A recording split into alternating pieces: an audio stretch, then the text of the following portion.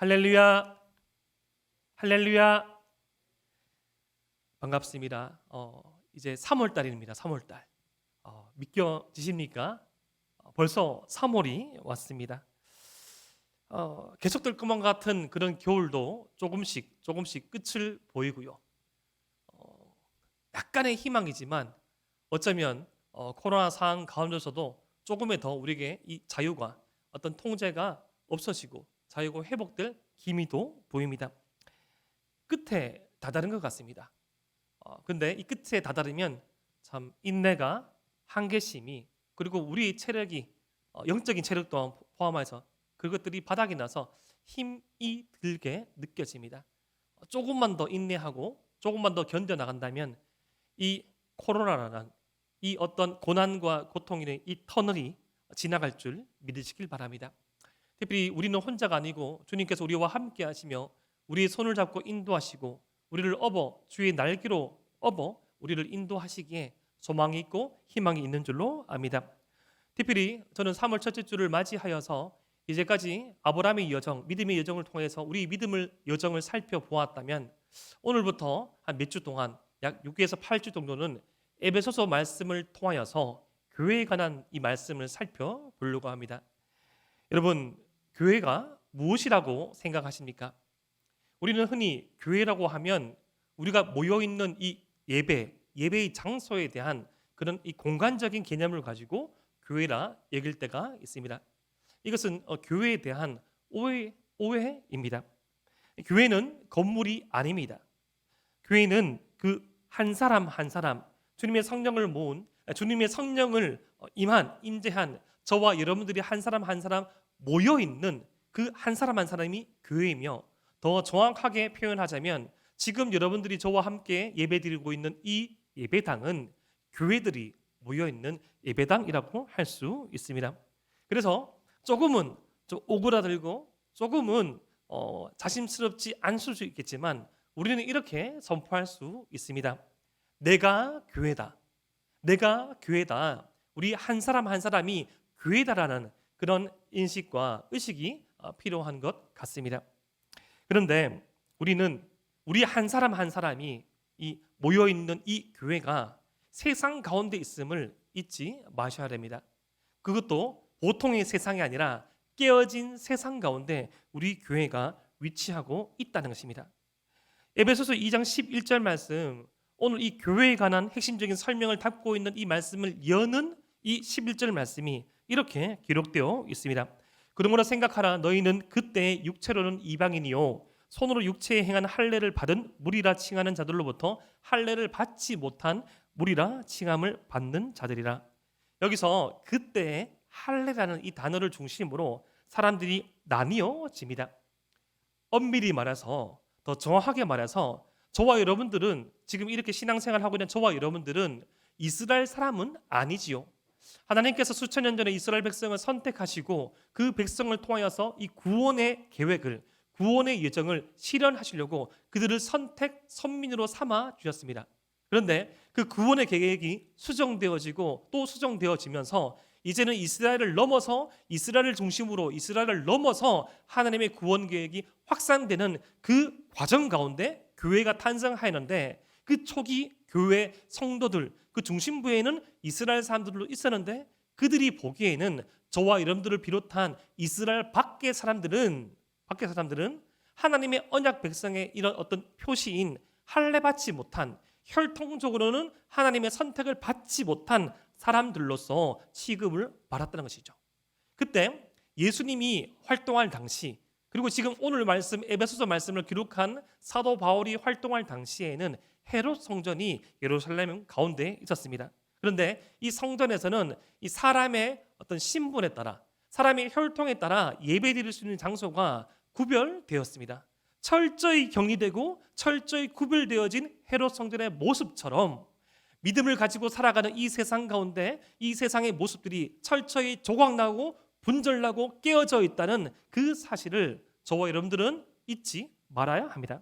특별히 오늘 말씀에서는 유대인과 이방인이라는 혈통으로 나뉘어져 있지만 오늘날에 우리의 삶을 쳐다볼 때, 오늘날에 우리의 삶을 바라볼 때 피부색, 인종, 생김새, 지역, 학벌, 성향, 취미 그 많은 기준들을 통하여서 나뉘어져 있고 분절되어 있고 그렇게 쪼개져 있는 그 모양들이 심지어는 교회 안까지 들어와 있음을 볼 수 있습니다.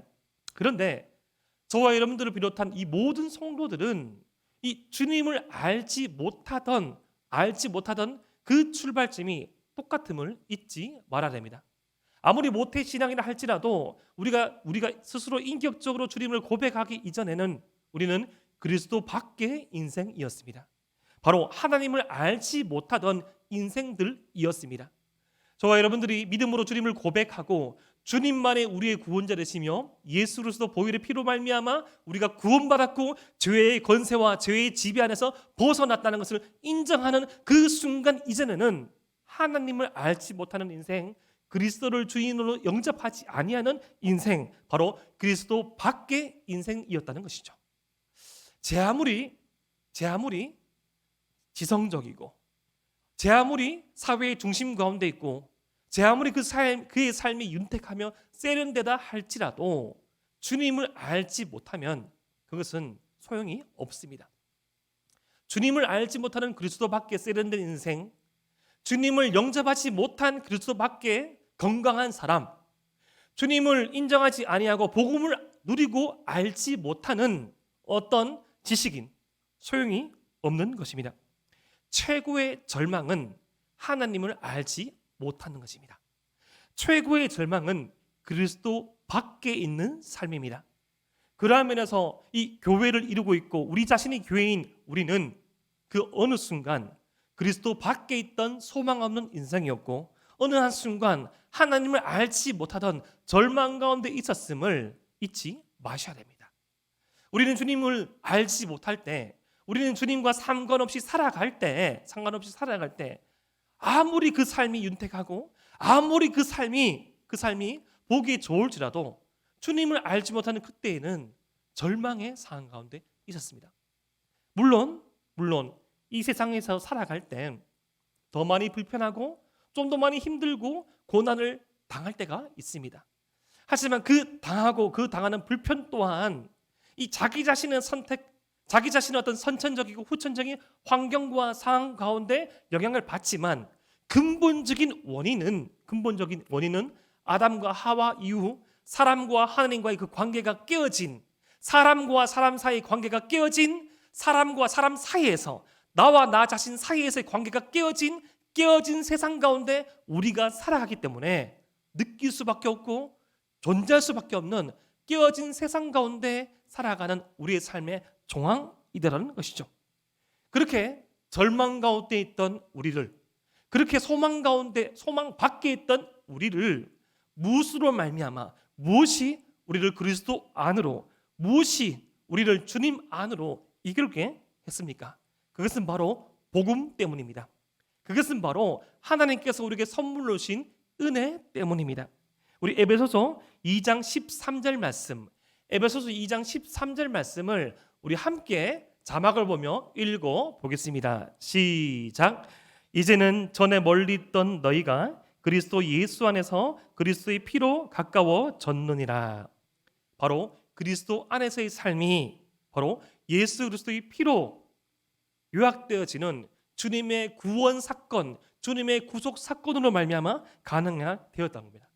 그러나 이제는, 원래 지금 우리나라 성경에서는 이제는이라고 되어 있지만 원어에서는 그러나 이 벗이 들어가 있습니다. 그러나 대반전이 일어났죠. 아무런 소망 없고 그리스도 밖에 있었고 어떤 이론적으로 혈통적으로도 주님을 만날 가망성이 없던 저와 여러분들에게 구원의 길이 열렸으니 그것은 바로 우리 주님께서 이 십자가 위에서 이루신 구원 사건으로 말미암아 구원의 길이 열렸다는 것입니다. 복음으로 말미암아, 이 복음으로 인하여 주어진 은혜로 말미암아 우리에게 새로운 삶의 출발이 가능하게 되었다는 것입니다.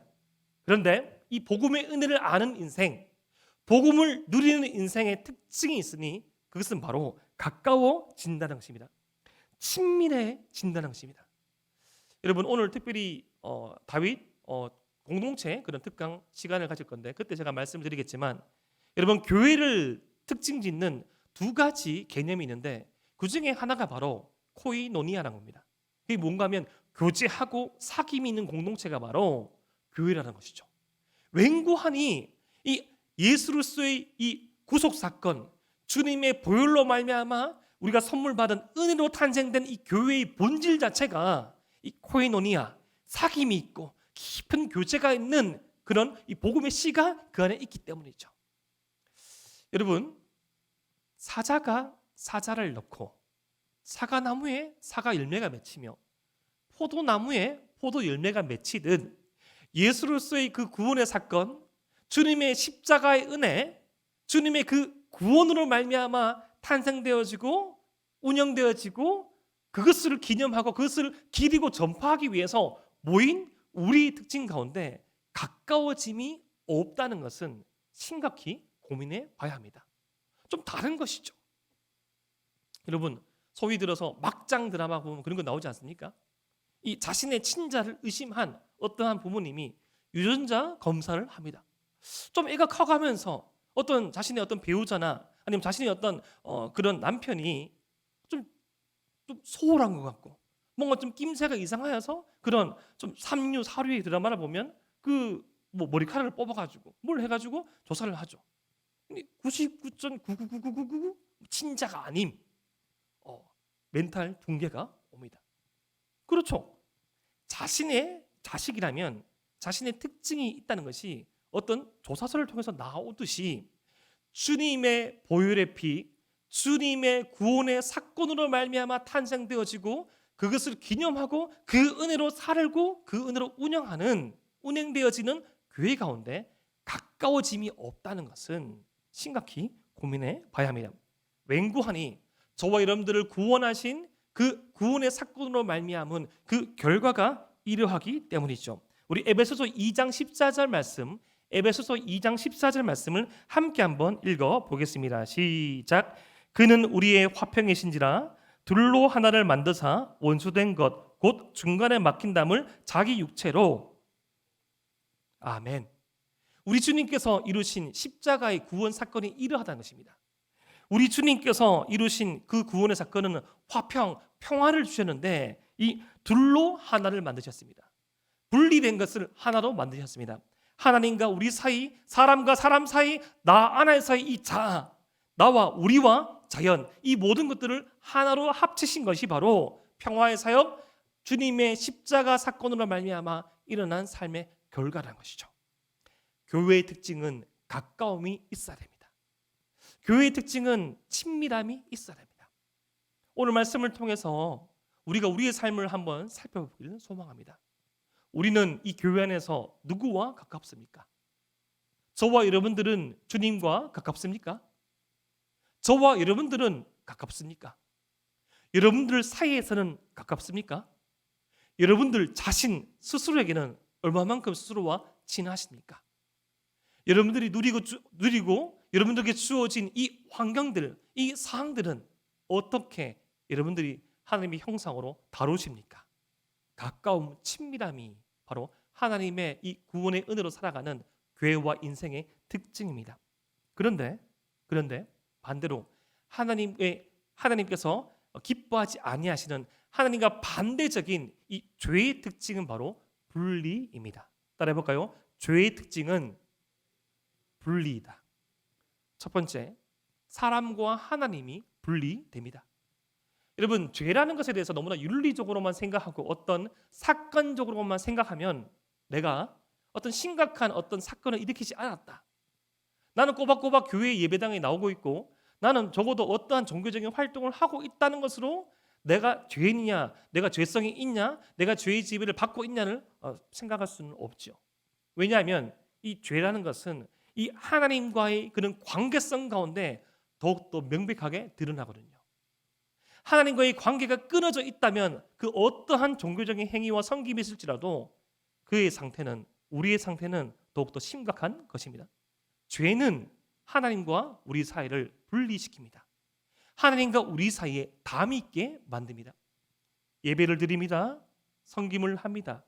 그리고 종교적인 그런 어떤 활동도 합니다. 기도와 찬양도 할 수 있습니다.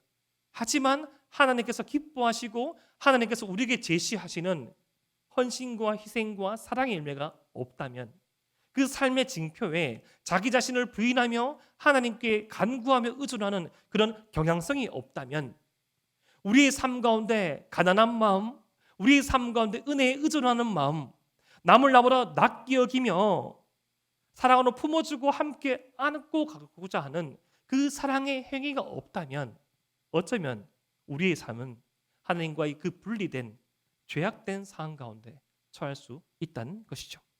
그리고 이 죄의 특징 두 번째는 바로 사람과 사람 사이의 분리를 나눈다는 것입니다. 사람과 사람 사이의 분리는 어느 시대나 존재하고 있었죠. 사람을 나누기를 좋아하는 것이 바로 사람의 성향입니다. 생김새, 능력, 아니면 어떤 재물, 어떤 위치, 어떤 사회적인 영향력. 물론 그것들로 말미암은 역할의 구분은 있을 수 있지만 사람 위에 사람이 없고 사람 밑에 사람 없죠. 주님이 형상으로 지음받은 모두는 평등한 동등된 하나님의 형상 지체입니다. 이것이 우리 가운데도 있을 수 있다는 것입니다. 사람과 사람 사이의 분리. 세 번째, 이 죄의 분리는 자기와의 분리에서도 일어납니다. 자기 자신을 온전하게 받아들이지 못하거나 자기 자신을 너무나도 극대화시키고 포장시키는 경향, 이 양극단에 처할 때가 있습니다. 자기 자신을 너무나 낮게 여기거나 자기 자신을 너무나 포장하거나, 이 현대인들은 이 양극단 사이 어느쯤에 있을 수 있다는 것이죠. 의외로 자기 자신에게 상당히 모진 사람들이 있을 수 있습니다. 남에게는 관용적이고 이 타인에게는 관대하지만 본인의 실수에 대해서 아파함을 넘어서 거의 자학하는 수준으로 엄하게 대하는 지체들도 있을 수 있습니다. 이 반면에 자기 자신만 너무나 아끼고 타인에 대해서는 너무나 박한 사람이 있을 수 있습니다. 자기 자신의 어떤 외형이나 내면에 대해서 너무나도 추앙하고 너무나도 감탄스러워하는 것을 나르시시즘이라 하죠. 여러분들 어떻습니까? 여러분들 그 어떤 이렇게 거울 보는 거 좋아하십니까?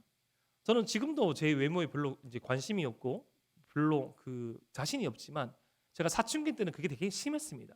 웬고하니 제가 초등학교 3학년 때 이제 원래 다니던 교회에서, 동네 교회에서 이제 모 교회로 옮기면서 처음 이제 친구를 만나는데, 그때 제가 새 가족이었죠. 모태 신앙이었지만 새 가족으로 처음 간 그 교회에서 첫 현장에서 저를 맞이하는 어떠한 친구가 저보다도 더 웃기게 생긴 한 친구가, 포동포동하게 생긴 그 친구가 저한테 막 웃으면서, 막 웃음이 보통의 웃음이 아니라 비웃음이었습니다. 웃으면서 왜 그렇게 웃기게 생겼냐고 그렇게 하는 거예요. 근데 웃기게 생긴 게 없었어요. 웃기게 생기려면 아예 이렇게 막 사람의 형성이 아니거나, 아니면 진짜 웃기게 생기거나, 몽실몽실 하얘 뭐 이렇게 미슐린 타이어처럼 생기거나, 아니면 머리카락이 아주 길거나 머리였는데 어떤 특징이 없었거든요. 근데 그 친구가 그렇게 딱 말하고 난 다음에 외모에 대해서 안 그래도 자존감이 떨어지는데 더 많이 떨어지는 거예요.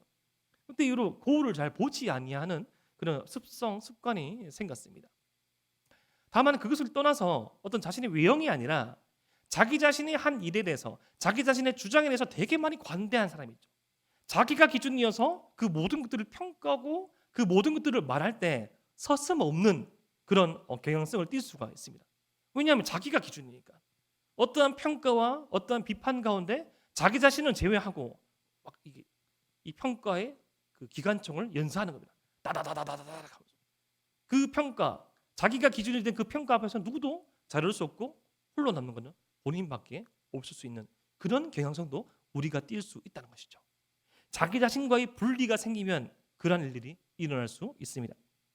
네 번째로 사람과 자연의 분리.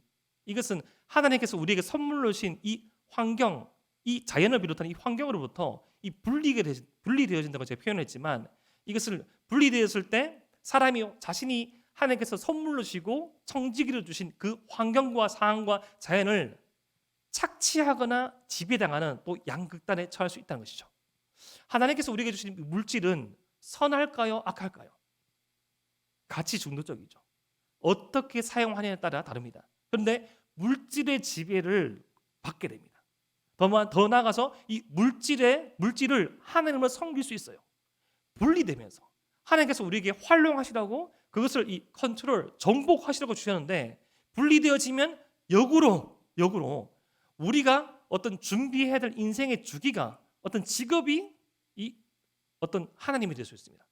그것은 우리에게 선물로 주신 그 상황, 자연으로 통칭되어지는 그런 환경과 상황이 분리되어지고 그것이 지배를 받을 때 반대로 그것을 너무나 숭상해서 그걸 너무나 착취할 때도 그 양극단에 그런 폐해가 있더라는 것입니다.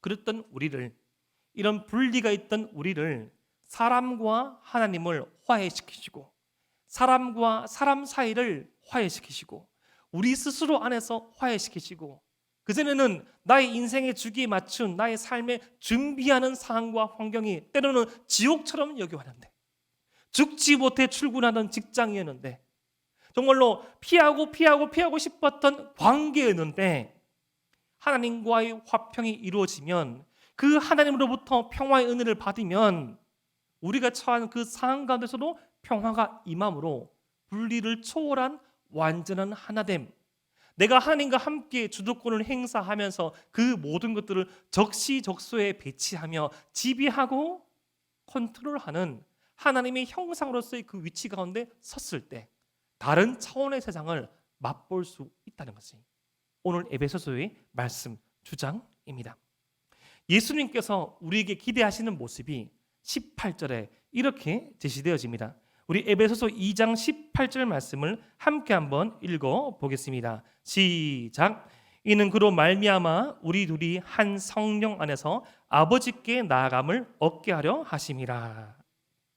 우리 주님께서 우리에게 원하시는 바가 바로 이것이니 바로 우리가 이 둘이 한 성령 안에서 아버지께 나아가는 그러한 형상이 된다는 것입니다.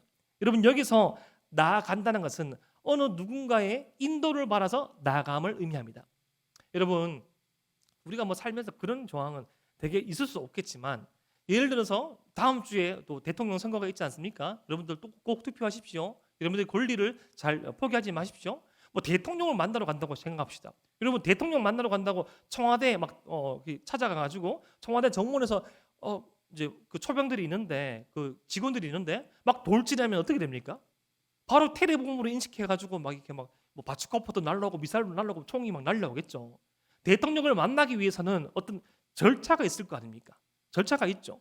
어떤 뭐 비서실을 통과하고 어떤 뭐 신청서를 작성하고 그래서 만나는 그러한 함께 누군가의 에스코트를 받고 나아가는 그 나아감이 인도가 있는 동행이 바로 여기서 표현된 나아감입니다.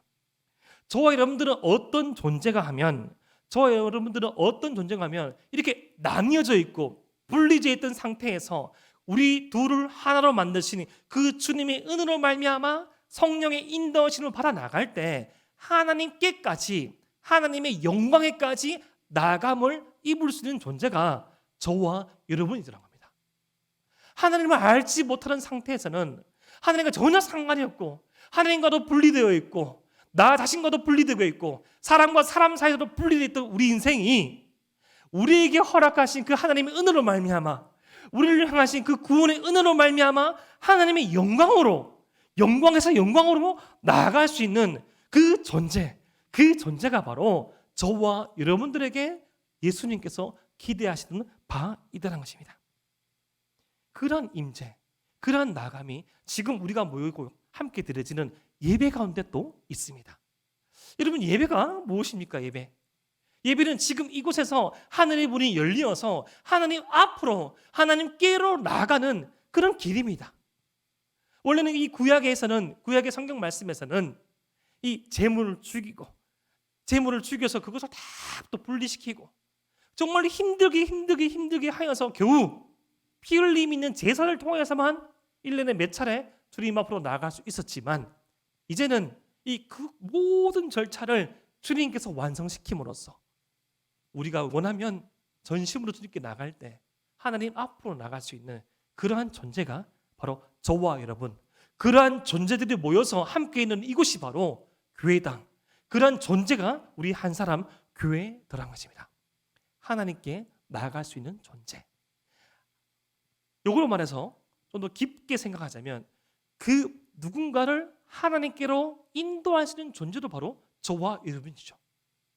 한번 이 말씀을 통해서 한번 우리의 삶을 살펴보길 소망합시다. 우리는 타인의 삶을 어디로 인도하고 있습니까? 우리의 삶의 목적지, 나와 함께하는 사람들의 인생의 종착지가 어디가 될 것 같습니까? 내가 머물고 있는 이 장소, 내가 속해 있던 어떤 집단, 내가 머물고 있고 내가 일하고 있는 이 직장, 그곳은 어떠한 상황입니까? 주님께로 자연스레 나감이 있는 상황이 되기를 주님 이름으로 축복합니다. 나감이 있는 관계, 주님께 나감이 있는 공동체, 주님께 나감이 있는 예배, 그것을 주님께서 우리에게 기대하십니다. 그것이 바로 출발점이 바로 교회에 들어간 것이죠. 사랑하는 에바라의 청년 여러분, 청년의 시기에 가장 소중한 경험은, 청년의 시기에 가장 자신이 간구하고 붙잡아야 될 소망은 그런 공동체, 그런 공동체 구성원이 우리 한 사람 한 사람이 되기를 원하는 것이었습니다. 저도 이 청년 시절에 교회에서 계속 신앙생활을 하면서 참 많은 고민들이 있었습니다. 그 중에 고민 중에 하나가 제가 오늘 주의 특징으로 말씀드렸던 이 분리였습니다. 오랫동안 신앙생활을 같이 했어요. 10년 넘게 신앙생활을 같이 한 지체들이 있었는데 그렇게 안 맞더라고요. 그렇게 좀 싫은 지체가 있었습니다. 같이 식사를 해도 거북해집니다. 저는 저게 되게 소화력이 좋아가지고 좀 지금은 좀 많이 좀 이렇게 천천히 느려졌지만 음식을 되게 빨리 먹고 많이 먹던 그런 사람이었는데 그 지체들과 함께라는 빨리 먹을 수도 없고 많이 먹을 수도 없어요. 빨리 이 시간이 지나갔으면 초미의 관심사가 뭔고 하니 바로 그때는 1년에 2번 정도, 그리고 많았을 때는 1년에 3번 정도 있었던 조편성이었습니다. 이 주중에 주일날 모임 조편성. 그 지체가 되나 안 되나 피해가고 싶다. 정말 부끄러운 고백이지만 기도도 해봤어요. 목사, 하나님 제발 피하게 하여 주시옵소서. 제발 피하게 해 주시옵소서 하고 하는데 꼭 몇 번씩 그렇게 걸리더라고요. 같이 있으면 그렇게 불편합니다. 나눔을 할 때 되도록 빨리 단답해 말하고 싶어요. 인수야 너는 어떻게 생각하니? 좋게 생각합니다. 오늘 기도 제목, 이번 주 기도 제목 뭐니? 승리하게 해주십시오. 맨날 군대에서 맨날 승리하게 해주십시오. 뭐 힘든 거 없니? 없습니다. 말하려 하기 전에, 말도 꺼내기 전에 빨리 이 조가 끝나갔으면, 빨리 이 관계, 이 지체를 보지 않았으면 참 많이 힘들고 참 많이 어려웠습니다. 근데 그것이 저에게만 있던 것이 아니라 공동체 안에서 다 있었어요. 때로는 막 선배들끼리 그렇게 언쟁이 나고 논쟁이 나면 왜 그런 그런 위치에 서면 왜 그럴까라고 싶었는데 제가 그 위치에 있을 때 똑같이 행동하고 있는 거예요. 후배들이 와서 말할 때 부끄러운 거예요. 선배는 그럴 줄 몰랐는데 똑같이 하시네요. 그러한 분리들, 그러한 어려움들 스스로 극복할 수는 없었던 것이었습니다. 그렇게 이렇게 저렇게 많이 힘이 들고 공동체 안에서 논쟁이 있고 언쟁이 있고 분리가 있었을 때 돌이켜보고 지내온 그 시간들을 다시금 반추해보면 결국에는 그것들을 하나 되게 하는 것은 바로 주님의 은혜였습니다. 너무나도 고리타분하게 들리고 너무나도 탁상 공론처럼 들리지만 기도로부터 시작된 서로에 대한 그런 나눔들. 어느 한 겨울 수련회를 앞둔 때였습니다. 그때는 이 토요일 오후 5시에 기도회가 있었거든요. 제가 그때 그 막내 쪽에 있었던, 지금으로 따지면 에바다 그런 지체로 있을 때 겨울 수련회를 두고 이제 기도를 하셨어요. 그때 뭐 공동체가 이제 한 에바다보다 1, 2년 더 작은 그런 범위로 있었던데, 뭐 토요일 날 5시 기도회 지금도 그렇지만 누가 많이 오겠습니까? 임원 임사 뭐 그중에서 한 3분의 2 임원들도 항상 눈치를 봤지요. 그래서 저는 이번 주에 고종 사촌 누나가 결혼하는데요. 그래서 저는 이번 주에 뭐 시험 공부를 해. 시험이 언제니? 2달 뒤고 막. 그렇게 저렇게 최소 인원으로만 둘러왔던 그런 시기에 그때 제가 뭐 저의 의로움을 드러내고자 한 게 아니라 저는 거의 안 빠졌어요. 왜냐하면 제 인생에 가장 성령 충만한 시기 중에 한 번이 한 시기가 바로 제가 이제 재수하여서 대학에 들어갔던 그 시기 2000년도였거든요. 그때 되게 많이 더 순수했고 뜨거웠습니다. 그래서 뭐 저는 항상 고정 멤버, 회장형도 고정 멤버, 부회장도 고정 멤버, 이 세 명 고정 멤버에 플러스 마이너스 한 4명쯤 되었습니다. 근데 우리 공동체 그때 되게 좀 어려운 일이 있었습니다. 공동체 이름이 바뀌었어요. 공동체 이름이 바뀌었는데 그 바뀌는 게 우리 스스로의 결정이 아니라 어떤 어른들의 결정으로 위에서 탑다운 방식으로 내려온 거예요. 근데 여러분 이름이 얼마나 목숨 겁니까? 이름이 얼마나 목숨 겁니까? 이 이름 바뀌면 저 신앙 바뀐 줄 알았거든요. 이 이름을 사수하라. 이 이름 바뀌면 정말 끝나는 줄 알았어요. 그리고 또 동시에 그때 되게 저희가 많이 따르고 저에게 되게 많이 선한 영향력을 미쳤던 그런 선배 한 분이 교회를 떠나게 되었습니다. 그게 이제 뭐 안 좋은 이유가 아니라 리더십이 교체되면서 자연스럽게 교회를 떠나시게 되는데 그것을 두고 참 많은 아쉬움이 있었거든요. 왜 우리 간사님을 떠나게 하냐? 왜 우리 간사님을 떠나게 하냐? 저렇게 좋으신 분인데 막 수없이 막 울고 뭐 나를 위해서 그렇게 운 적도 없는데 막 그렇게 울었어요. 떠나보내고 그러고 난 다음에 즈음에 겨울 수련이 됐습니다. 뭐 아무런 기대를 안 했죠.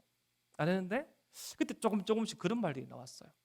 아, 이대로 끝이 아니다. 다시 한번 시작해 보자. 너무 많은 지체들이 상처받고 너무 많은 지체들이 뭐 교회를 떠나려고 떠났고 갈기갈기 막 찢기고 제가 신앙생활을 오래 했던 목교에서는 단 한 번도 그런 일이 없었는데 그런 이제 어떤 탑 리더십에 대해서도 비방과 비판, 비난을 넘어서 심한 언쟁이 일어날 법했던 그 시기였습니다. 그런데 참 마음이 많이 힘들고 어려웠을 때 그렇게 토요기도회가 진행이 되었는데 5시에 시작을 하죠.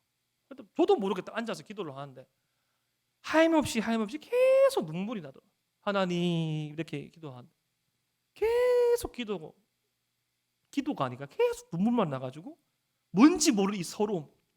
너무 우리 교회가 소중한데 너무 우리 청년부가 너무 소중한데 너무 끼리끼리 놀고 너무 분절되어 있고 너무 어떤 사실 때문에 너무 힘들어하고 교회가 뭡니까?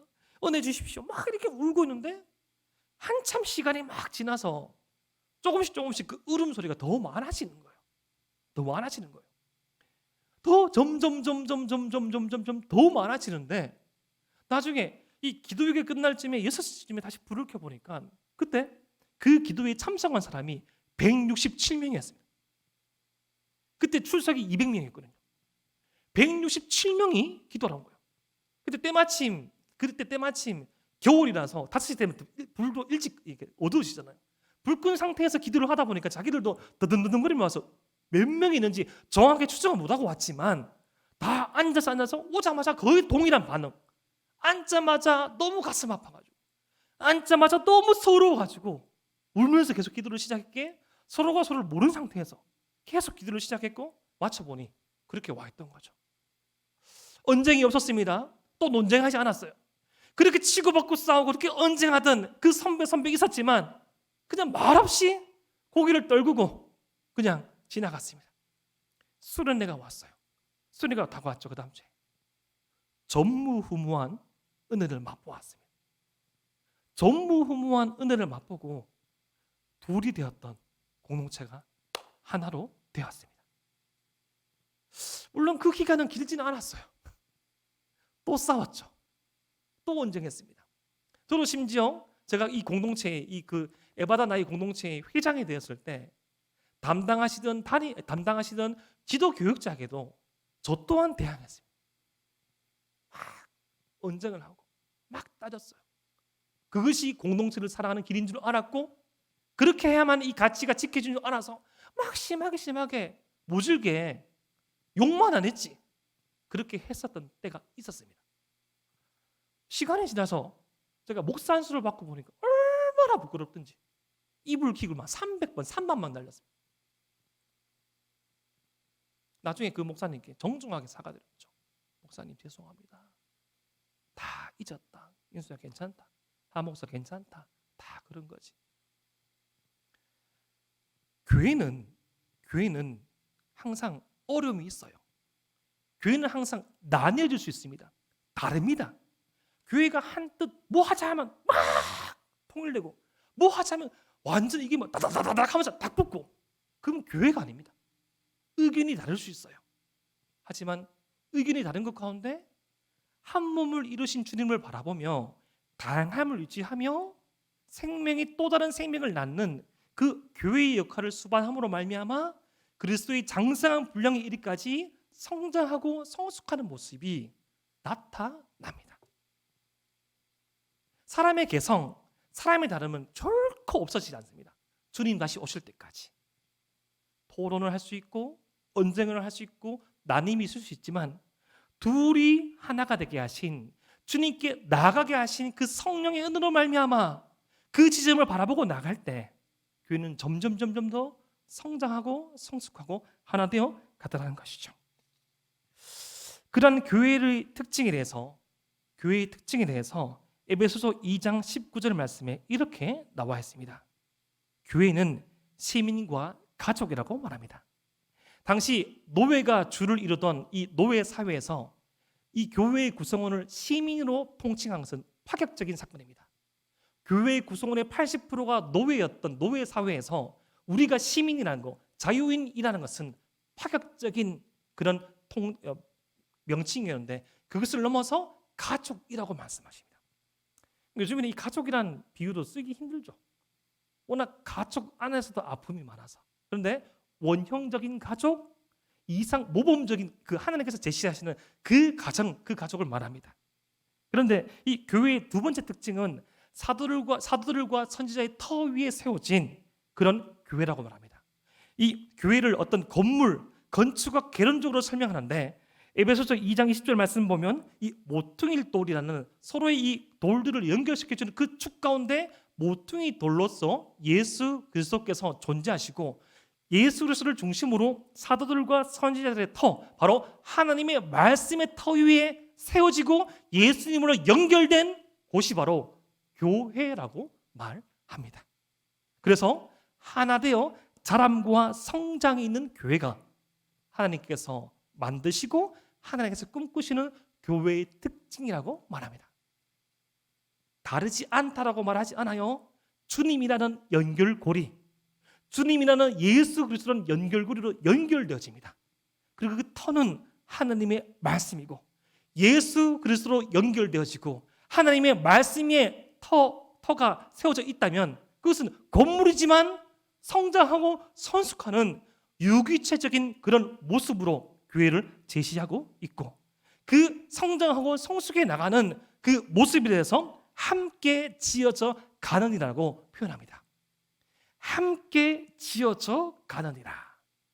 완성품이 아니라 진행형 과정 가운데 저와 여러분이 있음을 말해주고 있는 것이죠. 우리는 아직도 공사 중이고 아직도 무수하고 있습니다. 아직도 수리 중이에요. 고치고 쓰고 고치고 쓰고 고치고 쓰는 과정 가운데 저와 여러분들, 우리 한 사람 한 사람이 교회인, 이 교회가 모인 이 대동교회 에바다와 다윗이 그러한 모습이라는 것이죠. 함께 지어져 가는 공동체. 새로운 소그룹이 시작됩니다. 에바다는 이번 주, 다윗은 다음 주. 누군가는 저와 같은 거 고민을 하고 있는 지체에 있을 수 있습니다. 어떻게 안 됩니까? 서로가 다른 것은 그러할 수 있으나 예수 그리스도를 연결고리로 하여 사도들의 선지자들의 진리의 터 위에 서 있는 우리임을 인식하고 나갈 때 단번에 포용은 안 되고 단번에 화해는 안 되지만 이해가 되어지기 시작합니다. 그럴 수도 있겠다.